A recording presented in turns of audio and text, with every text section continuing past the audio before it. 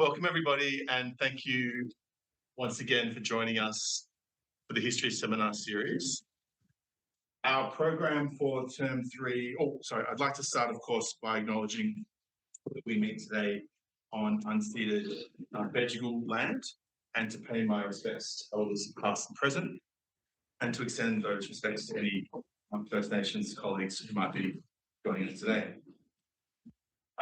Eureka and I are very pleased to announce the program for this term, and you will no doubt be pleased to hear that we have slightly fewer seminars than last year. The last term we ended up with 5, which was quite a lot.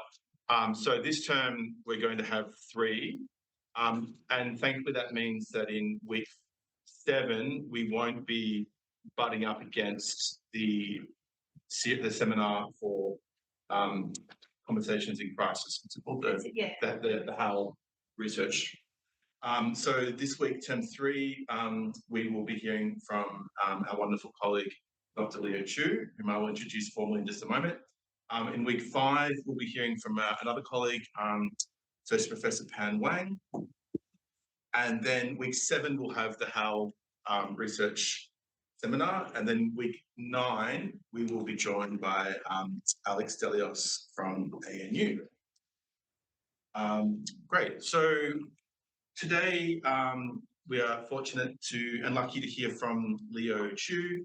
Leo, as you would know, is a postdoctoral fellow here at the Laureate Centre History and Population.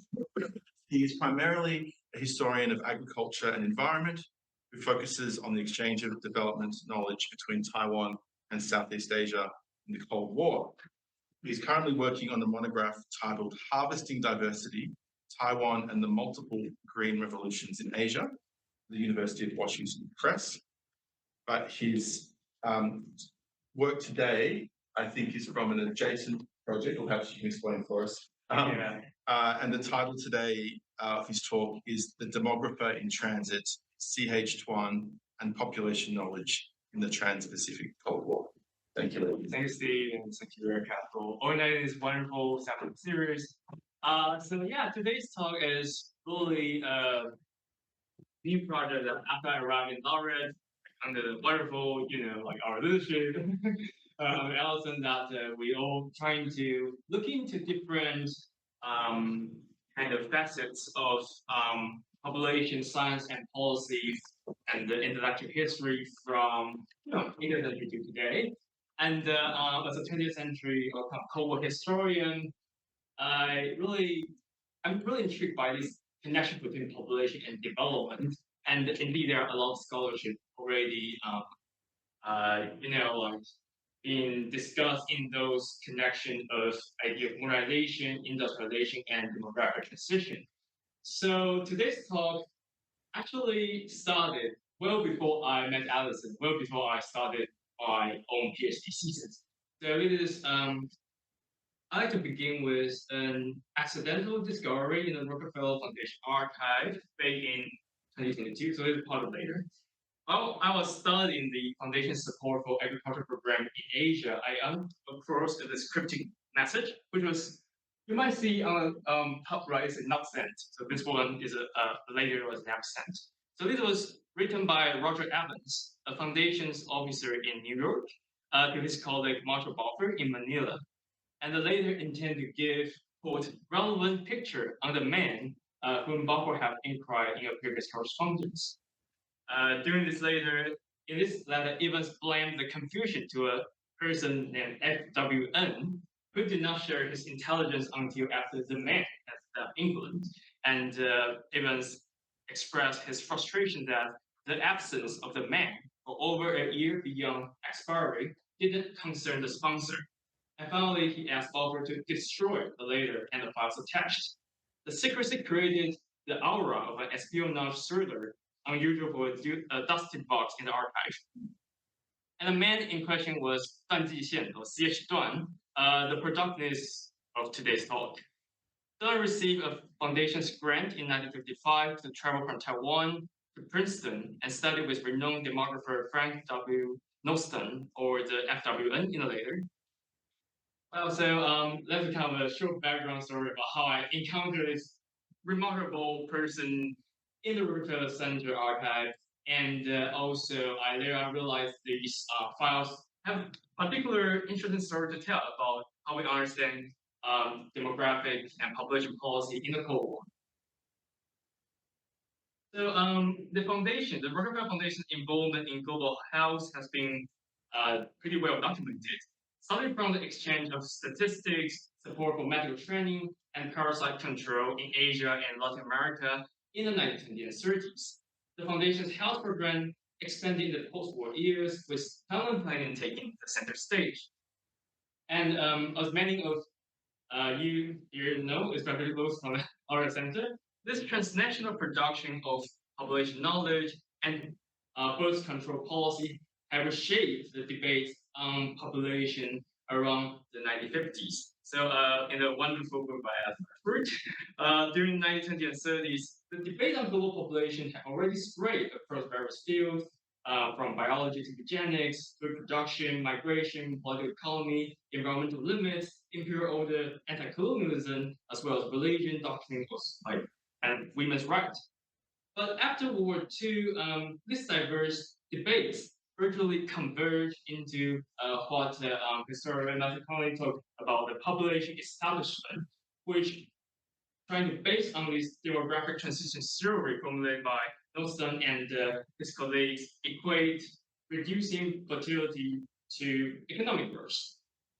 And under the dominant modernization theory and influences of eco-war and communism, from 1950 to 1980, this population establishment evolved into a policy-making and funding network encompassing the United Nations, aid agencies like USAID, philanthropy foundations like Ford and Rockefeller Foundations, as well as international non-governmental organizations like the Planned Parenthood International. So there is an imagined demographic revolution through family planning that can, along with the promotion of industrial agriculture in the so-called Green Revolution, were able to bring out this necessary transformation toward development and industrialization in the global south. And similar to like Taiwan's Asian neighbors, like South Korea to Indonesia to India, Taiwan had adopted a population policy in the 1960s that mobilized the public health system to study and control people's fertility. And the dissemination of contraceptive devices, especially the intrauterine devices, IUD, gave rise to medical program typically targeting disproportionately women's bodies. And situated in this context, Tuan's status as a first post-war demographer trained in the prestigious institution should have conferred him a leading position in the island's population establishment. So that's what I thought. However, the reality could not be more different. As I discovered in Tuan's fellowship files, after finishing his study in the US, he secretly crossed the Iron Curtain and returned to his home in China in 1957. This decision essentially made him miss the opportunity to join Taiwan's family planning policy that began to evolve rapidly in the 1960s. And later on, he decided to leave China again and settle in the United States in 1980, and then making him also buying away from the just like established one-child policy in China. It's like always too early or too late to the party. So this paper trying to explore how Tuan's career illustrates new dimensions of the politics of population knowledge in the Cold War. While existing historiography largely focusing on actually this so while existing historiography largely focusing on leaders in national programs or prominent international actors like Nostan, Tuan's experience fit into neither. On the one hand, he was barred from national policymaking by being on the wrong side of the geopolitical divide, while on the other hand, his lack of a strong institutional base reduced his influences in the international arena. This paper reads the personal choices and historical contingency that shaped Tuan's life in the Transpacific Cold War between China, Taiwan, and the United States. In this way, I seek to recover the significance of demographers' identity and mobility or immobility in the development of Cold War population science and policy. Today's talk is based mostly on archival and published material surrounding Tuan's life, especially the early career in Taiwan and US. It will focus on 4 main episodes in his life: the experience of the Second Sino-Japanese War and Chinese Civil War in his youth, the encounter with the field of demography in the early 1950s in Taiwan, and his study trip in the United States, and finally his re-emergence in academia after settling in the US. One final note before I start. Recently, I actually come into contact with Tuan, the demographer himself, and he just celebrated his 99th birthday. So it's well, pretty like a good memory actually. So we had an informal chat online, and I'm now applying for ethical approval. Yeah, this interesting called ethical approval to come to an interview. And so some of the gaps in biographical information, especially his life in China during that period, late 50s to early 70s, might be bridged in the future. Right, so let's begin with his early life. According to the Rockefeller Foundation's fellowship files, Tuan was born on March 8, 1927, in Hubei, which is kind of a central part of China. And ironically for a demographer, this date was incorrect because Tuan actually told me that he was born in 1926, so like a year earlier. So it's like, yeah, collecting, birth date is always tricky. This mismatch could be situated in the political turmoil prior to Tuan's birth. In 1911, the Qing Empire, the last imperial dynasty of China, was overthrown in a revolution inspired by Sun Yat-sen, so this guy in the middle of this photo, leading to the creation of the Republic of China, or ROC. And the year 1912 thus become year one in the Republican calendar. Tuan's birth was year 15, but the registration the government record mistakenly converted to 1927 rather than 1926. So I've done that converting errors sometimes back in the in Taiwan. I was born in the year 85 of Republican calendar. During its use, the ROC government was engulfed by a civil war between the Chinese National Party, or KMT, the provincial warlords, and the Chinese Communist Party. And to make things worse, the Japanese Empire was occupied Northeast China in 1931 and launched a full-scale invasion in 1937, causing the Second Sino-Japanese War, which would later converge with the Pacific War in the World War II. And preparing for the war, the KMT had been promoting patriotic education and youth mobilization since the 1930s. And similar to many young people in his time, Tuan likely was influenced by a sense of national crisis and this urge to, do a patriotic duty. Between 1939 to 1944, this is again from his sculpture card, Tuan and his family moved between several schools across the interior provinces of China, reflecting the frequent relocating of education institutions during the chaos. In 1944, as the Japanese Navy suffered heavy loss in the Pacific War, the army started a large-scale offense against the ROC's wartime capital in Chongqing in an attempt to end the war. Facing this renewed military threat, the KMT planned to recruit 100,000 soldiers from schools into a youth corps, or Qinianjun. Tuan responded to this call with enthusiasm. So the first writing I found that attributed to Tuan was the later dated November 20th, 1944, which was published in 1973 in these KMT-aided documents on the revolution of 革命文献. This later was given the title The True Meaning of Life and Death. Sent from Tuan to a friend, the later began by declaring, I joined the army. He then explained his rationale. The time allows me to wait no more. So I'm just putting for later. The time allows me to wait no more, and the war allows me to waver no more. For the survival of the nation, the liberation of the people, I left my old parents and resolutely headed to the battlefields. I hope to sacrifice my body to the freedom of my people and the independence of the nation. If so, how great will be my soul? Why should I hesitate? I decided to join the fight. However, the war ended in the academics. Before the youth group can see any action, Japan had already surrendered in August 1945.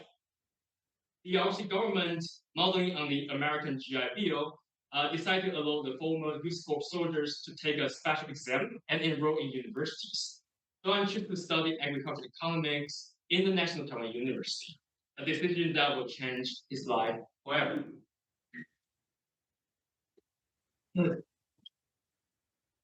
Well, so as the civil war in China was rekindled in 1945, the situation was similarly unstable in Taiwan, an island took over by the ROC government based on the Cairo Conference of 1943. This tension could be traced back to the divergent histories. Taiwan was ceded as a colony to Japan in 1895, and it was intended to become an agrarian colony for the extraction for cheap rice and sugar. But the colonial development also gave rise to a group of intellectuals ranging from left-wing labor activists to business elites advocating self-rule. These movements were eventually suppressed in the 1930s as Japan intensified its war against China, and the policy of imperialization of Kominka was imposed to cultivate the Taiwanese into loyal imperial subjects. At first, the arrival of the new regime was cautiously welcomed by the Taiwanese elites, believing that it would give the local people more autonomy. But the dream was soon dashed as the KMT took hold of most official posts and nationalized Japanese business. Our problems of language barrier, corruption, and inflation exacerbated the mutual distrust between the regime and the public.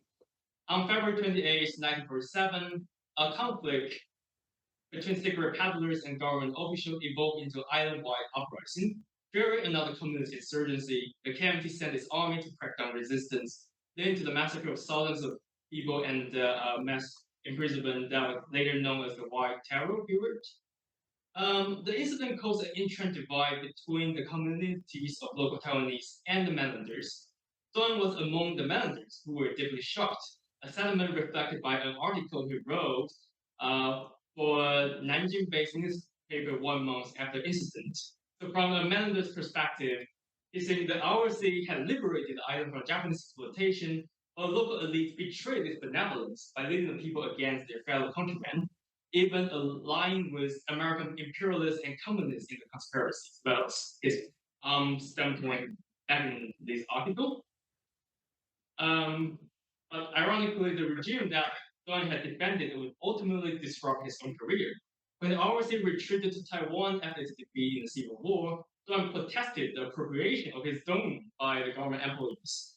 Amid the newly declared martial law that targeted student activists, the principal of National Taiwan University at the time decided to expel him in October 1949, which was months before he could graduate. And without a degree, Tuan's career opportunity was severely limited. He seems still cheerful when posing for this photo in the summer of 1950. So this is from the gallery or archive of National University. Despite the surrounding challenges, his interrupted studies, the stifling political atmosphere, and separation from his family in the mainland, he found a subject he would commit the rest of his life. That was demography.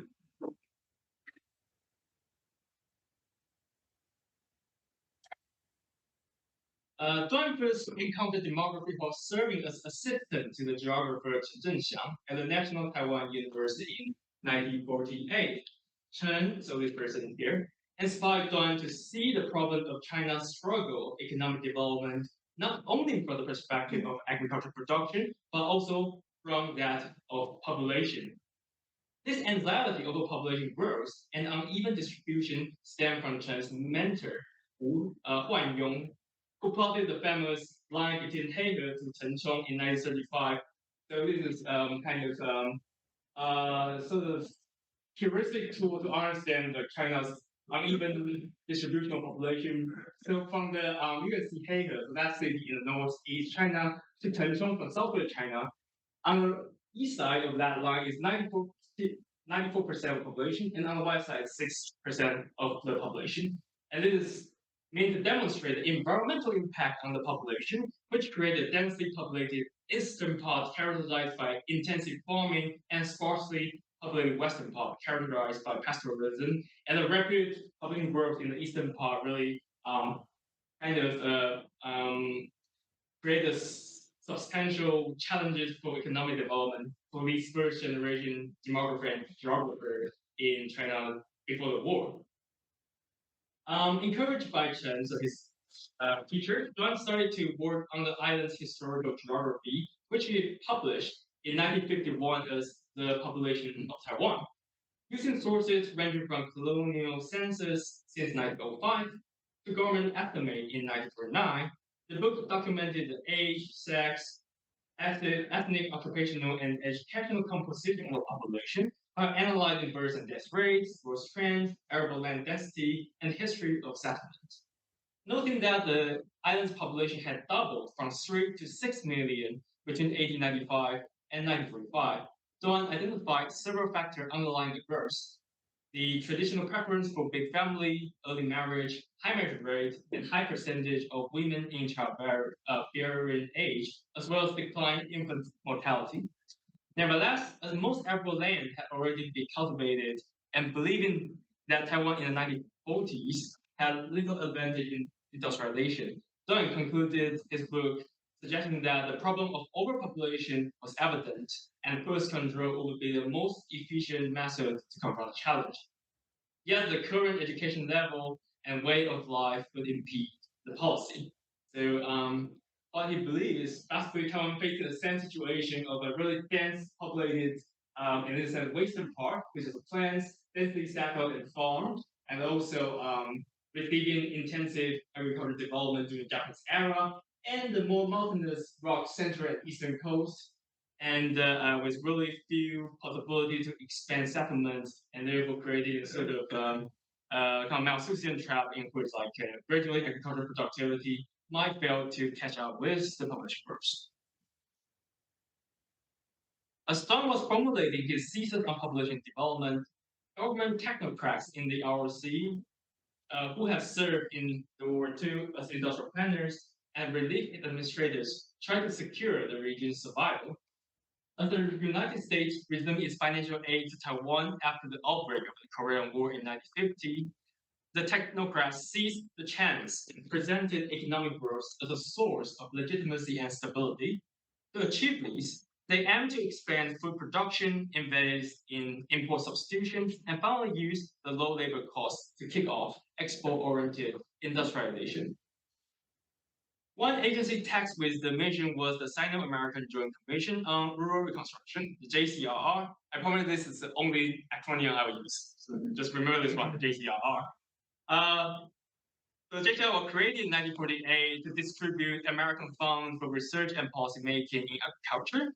And since the Japanese government already created an extensive network of research institutes, experiment stations, and farmers associations, the JCR's mandate was to utilize the legacy by coordinating the expansion of irrigation, fertilizer use, and the adoption of fast-growing, high-yielding crops. So in this schema drawn in the 1960s, it shows how the JCR on the left of this graph is kind of wired into the existing infrastructure for administration under the Taiwan provincial government, which was kind of a successor of the colonial government general. And this included the Department of Agricultural Forestry, which is in charge of extended services, and the Food Bureau, which is in charge of the distribution of fertilizers and the collection of rice. And these are again connected to the provincial farmers associations and other government and state-sponsored mechanisms for rural mobilization. Besides, the JCR also launched a land reform in 1949, which began with rent ceiling, continuing with the sales of public land, and culminated in the transfer of paddies exceeding 3 hectares from landlord to tenants, while compensating landlords with fund and share of state-owned enterprise. By co-opting this countryside into the developmental program, the JCRs try to satisfy both the KMT's need for legitimacy and the prevention of a rural unrest. While the technocrats tried to realize their vision of development, Tuan unfortunately contracted tuberculosis and quit his job at the National Taiwan University in 1951. Moreover, his fledgling expertise in demography could find little use in the government at that moment. As President, here we go. As President Chiang Kai-shek was preoccupied with retaking the mainland, the 1 million mainland refugees were expected to go shortly. So it was one of the plan of, one of the more grandiose plan to retaking the mainland, not only connected from Taiwan independent China, but even trying to conquer the Siberia and like part of Russia in Asia. So it's really huge anti-communist drama and fantasy that is being plotted by the military back then. And also there was during the time of the Korean War. So this the captain says like the United Nations like army was first like defeated the communists in Korea and then like supporting this counterattack into like Russia. Eventually, it tried to drop like atomic bomb on Moscow and like turning Russia into a United Nations like tyrant, which is really just other planet. Hopefully, we do not carry it out. So, yeah. So where am I? All right. So yes, because of this mindset, the government are really indifferent to population problem, believing that those refugees will soon go home, and population pressure is considered secondary. And military also was deeply suspicious to birth control because they believe it will hinder the conscription. So while the JCR itself tried to publish a pamphlet in 1950 about birth control and benefits of birth spacing, it was heavily criticized by officials in the military who considered family planning detrimental to its grand counterattack plan. To avoid the disputes, the JCR in the 1950s relied primarily on the non-governmental China Family Planning Association to offer contraceptive services and survey people's reproductive practices. Meanwhile, it also tried to raise awareness about overpopulation by funding research on census methods, vital statistics, and maternal and child care. So it was one of the reports funded by the World Health Organization and the United Nations Children Fund that is promoting the maternal and child care. So it's trying to, the JCL trying to, package family planning under the maternal and child care framework in the 50s. And eventually this put the commission in touch with the Rockefeller Foundation. The Rockefeller Foundation's involvement in Taiwan's population research could be traced back to 1948, when it surveyed population trends in Japan, Korea, Taiwan, the Philippines, and Indonesia. This survey team was composed of Foundation officers Marshall Buffer and Roger Evans. So like Buffer and Evans, you have already met them in the beginning and that later.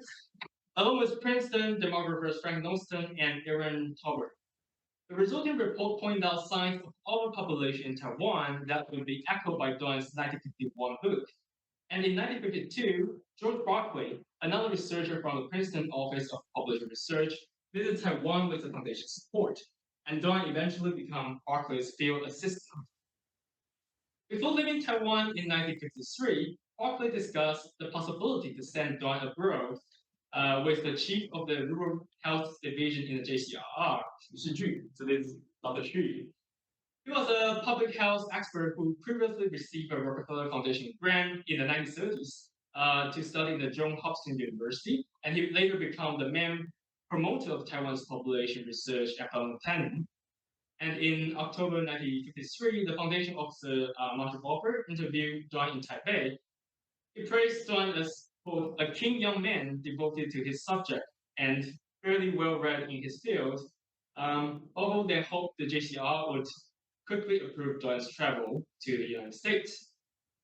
The publication of Barclay's report in 1954, so in the middle here, which is called the Colonial Development and Population Taiwan, further encouraged the JCR to approve Tuan's study plan. This book extends Tuan's analysis back in 1951 by criticizing how the Japanese colonial government reduced mortality without intervening the traditional value of big family, and therefore retarded Taiwan's development by kicking off unsustainable population growth. For Barclay, if Taiwan planned to industrialize, it was, quote, left with little choice but to promote the idea of deliberative fertility control among the people. Tuan's wish to study abroad was finally granted in April 1955, and Xu Shiju here, Dr. Xu became the sponsor of his application for the Rockefeller Foundation Fellowship. In the meantime, the foundation also recommended Tuan to receive further English training to ensure his learning capability, and Tuan took the advice and enrolled in language lessons once he arrived in the US. But concerns over his ability quickly disappeared. When arriving in Princeton that October, Tuan actually found no science course in Princeton, quote, somewhat elementary, and the 9 years in Taiwan have prepared him well for joining the worlds of population establishment. All right, so now moving to Tuan's career in the United States. In February 1956, Tuan reported to the foundation about his learning progress. He was taking 3 courses: method of demographic research, design of experiment, differential and calculus, so like all very different, very difficult subjects, while conducting a project based on birth data he collected in Taiwan. So the result of that data was already eventually published in 1958 as an article in the Journal of Population Studies. Meanwhile, Tuan wrote to Roger Evans about his passion for original research.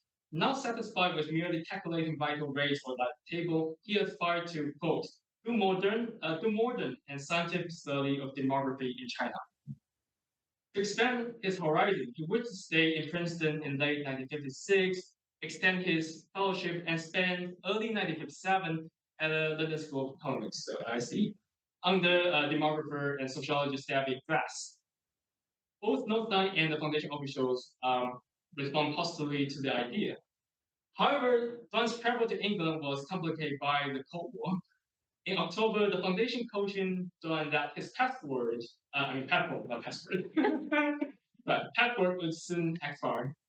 Under the martial law, the Taiwan Garrison Command tightly controlled the border and openly denied document renewal to deter suspected dissidents. So this was a sample, also from archive, for the kind of a form that any people want to leave Taiwan and women need to find the guarantors. So this was proof of guarantor for official in the Department of Health in the provincial government. And it's about like you need to find like 2 people in the government or in the military to ensure that you'll behave like patriotically and promoting this idea of like anti-communism, anti-Soviet, and like building a free China, and they will not undermine the interests of our sea government, and so on and so forth. So during that time, there was this Taiwan Garrison Command, which is like a secret police intelligence kind of organization, tightly control the border and often denied document renewal to deter suspected dissidents. And the government also demanded guarantors, as I show here, to regular citizen behavior abroad and ensure their timely return. Moreover, since the United Kingdom had already shifted diplomatic recognition to the People's Republic of China in 1950, it would be difficult to renew Tuan's paper in England.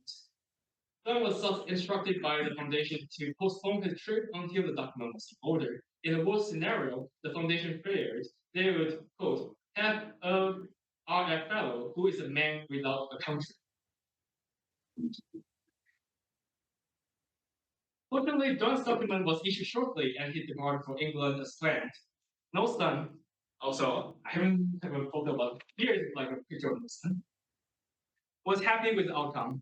Writing in February 1957, he called Tuan, quote, the apples of the Easterners that we have had here in terms of mathematical and statistical ability and imagination.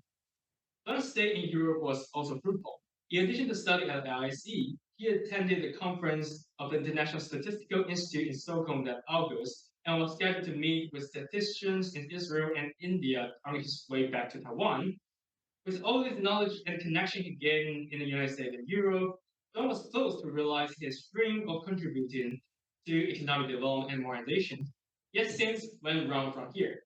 So from archive, I do not really know whether he carried out those plan on his way back to Taiwan because he just disappeared in between.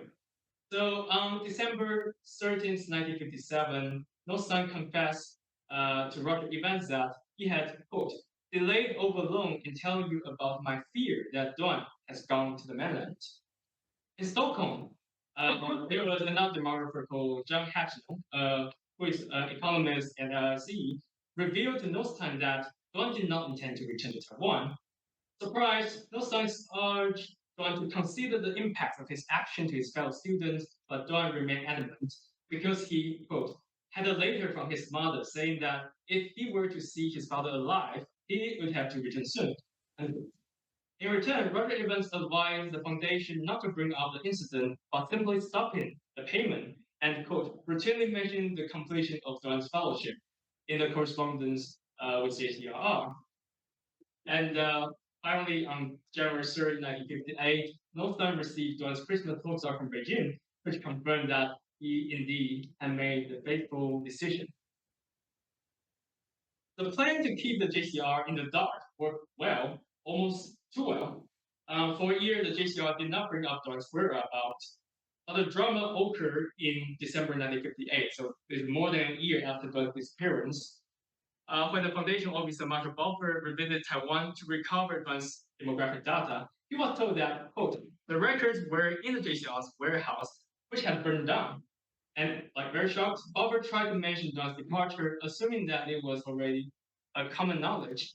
But he found his Taiwanese host either disturbed by the news or refused to believe in it altogether.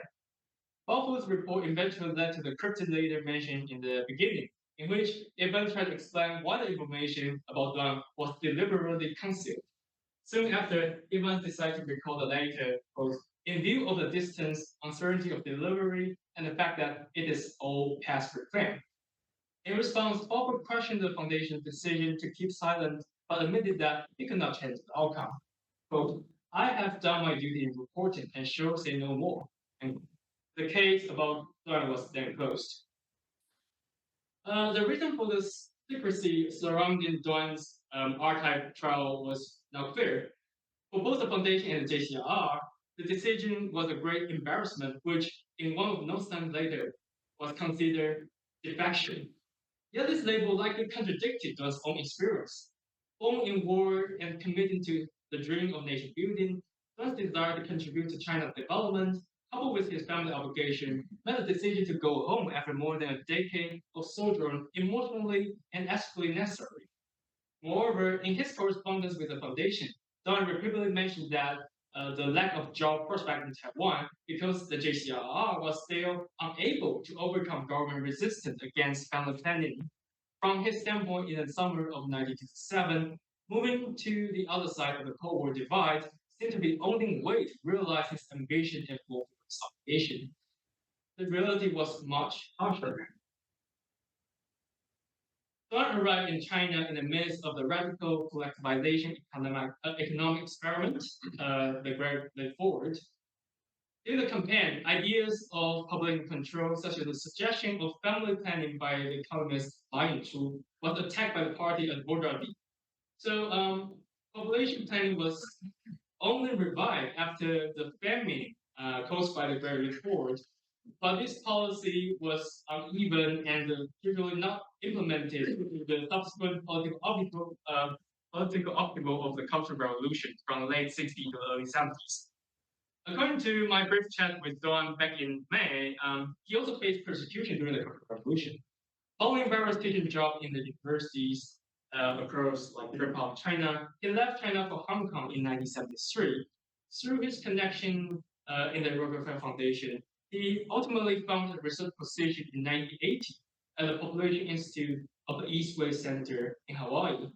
At the time, the one-child policy had already been in full swing, and Tuan was late for the party.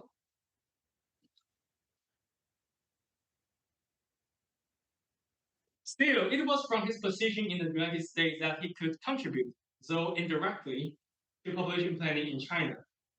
With the assistance of the Ford Foundation, which was the main donor of the East West Center, Tuan was able to organize conferences hosting Chinese policymakers and scientists, and the Ford Foundation would fund the training of Chinese family planning workers in the 1990s. So in this photo, it was Tuan and Milo, so following of that. And on the left is one official from the population family planning bureau in China, and on the right, I believe, is a demographer from Korea. Yeah. And meanwhile, Tuan resurfaced in the international academia, writing diverse articles written from the historical background of one-child policy to the development of China's primary health system, since economic reform to the fertility of ethnic minority women. In 1997, reflecting on his lifelong career, Tuan published kind of a magnum opus, a new theory of China's population momentum. The book first highlighted how population cycles accompany the rise and fall of dynasties in the 2 millennia of Imperial China, and delineate how Chinese society, family, and culture contributed to these cyclic characters. However, despite the crisis induced by Western imperialism and domestic revolts since the mid-19th century, the population of China did not crash of the imperial dynasty, but continuing its rapid growth thanks to the spread of new world crops like sweet potato and maize, as well as the introduction of technology. But the political and social institutions were slow to adapt to this new demographic reality. For Tuan, he attributed China's struggle to handle this population problem to the successive regimes' overemphasis on culture and ideology. From the May 4th movement in 1990, which is like the beginning of this idea of modernizing the Chinese culture, to the Cultural Revolution in the 1960s, the efforts of modernization were constructed as mainly westernization, be it the promotion of science, nationalism, or communism, and therefore become an attack against Chinese tradition. All these attempts, Duan suggested, fail to understand the culture. That culture cannot be changed by top-down suppression, but must evolve alongside institutions. In Duan's view, the rapid modernization of Japan, South Korea, Singapore, Hong Kong, and Taiwan, all under what it considered Confucian influences, demonstrated how a fusion of Western market capitalism and East Asian cultures could create successful developmental state. Duan thus concluded the challenge for China was to develop a market economy that could efficiently industrialize the population and gradually liberalize the society so that an economic democracy could pave the way for the real, genuine political democracy. Duan's firm belief in economic development, market economy, and population planning certainly resonated with the modernization theory and demographic transition theories he learned back in the 1950s. But how he contextualized the theory in China's modern history was also influenced by his later career. Unlike his fellow mainlanders who come to Taiwan in 1949 and launched family planning in the 1960s to hasten the island demographic transition, Duan never had a chance to contribute to the program and was almost forgotten in the history of Taiwan's democracy. Yeah, so this is one of the kind of seminal experiments done in Taichung, the center of Taiwan. They're trying to survey the public attitude to a different technology of contraceptive back in 1962, and it then launched based on this experiment a large-scale family planning in the 60s and 70s, eventually leading on like the decline of fertility. Definitely, this decline of fertility was also accompanied and created because of the industrialization. So, on the other hand, due to Duan's political marginalization, he could not become government insiders such as cyberneticians working in the PRC government back in the 1970s, who involved directly in the population and economic policies. But actually, Duan did find chance to collaborate with two of these cyberneticians, Song Jian and Yu Jiyuan, who have been really instrumental in formulating the one-child policy in the 1970s and 80s, and the Duan trying to promote their work largely by translating them into English. And finally, unlike those academics who arrived in the United States immediately after 1949 and stayed, Duan's decision to return to China and leave again disrupted his career in the 1960s and 70s, and therefore preventing him from joining the rank of the established Chinese American scientists. In conclusion, this paper explores how the Cold War intersected with demographers' identity, mobility, and immobility. While Duan played the work in the 1980s seemed to just replicate the trope of demographic transition and modernization, which historians today would consider part of the Cold War influences on population knowledge. But Duan's early career demonstrated how the very geopolitics enabling his vision also complicated and limited his career. This experience enables historians to revisit the existing scholarship on post-war population science and policy. Although across the global south, the vision of demographic transition dictated routes and caused uneven ramifications. How distinct social political context influence demographers' own life will be worth studying to recover the networks and agency that were often erased in the population establishment. I'd like to end with this picture. In 1990, as the Cold War come to an end and the cross-strait tension eased, Tuan, in the center of this photo, like well-dressed suit, visit Taiwan again, posing for this photo in front of the useful dormitory. So that wooden building there is that same wooden building back in 1990, where he discovered demography and from which he was expelled more than 40 years ago. The island might never be his home, I think. His home remained China, the only and perennial focus to which he was an outsider. This critical analysis of the unfinished quest of modernization expressed the yearning for a nation still to come. A China that would learn from the modernization paths of Taiwan and other Asian societies and overcoming its past mistakes. In this regard, the Rockefeller Foundation's portrayal of Tuan back in 1957 was still valid. He continued to be a man without a country.